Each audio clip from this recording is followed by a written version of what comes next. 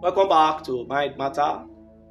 This is episode 55, and today we are peeling back a confusing and often frustrating inner tension: overthinking versus intuition. That spiny mind versus the quiet knowing, the lobes versus the nudge.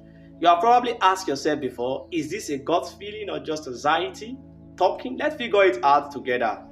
Now, let's kickstart. Here is the difference. Now, overthinking feels frantic. It spirals. Repeat that. It wants a perfect answer and feel getting it wrong. Intuition feels still. It shows up quietly, then let go. It doesn't push. It nudged. It knows without shouting. Overthinking needs constant proof.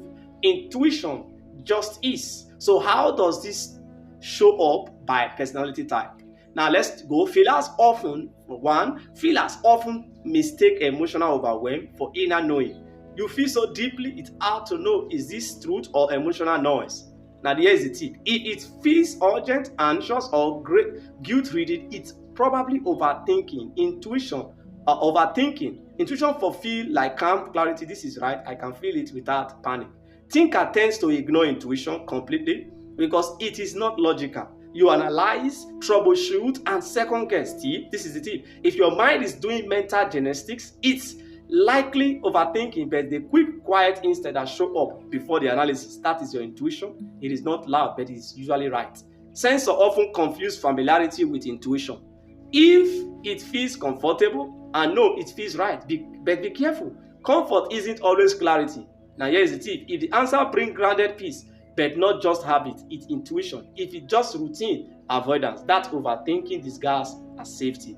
Now, intuitives lives in the world of insight, but can spiral into overinterpretation. You are great at pattern, but that means you can invent meaning where there isn't any. Tip, but this is the tip. Intuition for you feels expensive, not obsessive. If you thought feels free, open, it likely feels you are chasing certainty and getting stuck. It's overthinking. Here is your mastery. Now, overthinking demand, intuition invites. So how do you strengthen your intuitive voice? Get quiet. Your inner knowing hates noise. Practice presence. Intuition live in now, not in what if. Act on the small nudge. Build trust with the tiny yes. Because when you stop battling your thoughts, you create a space to hear your truths. Your mind is powerful, but your intuition is wise. You don't have to choose one.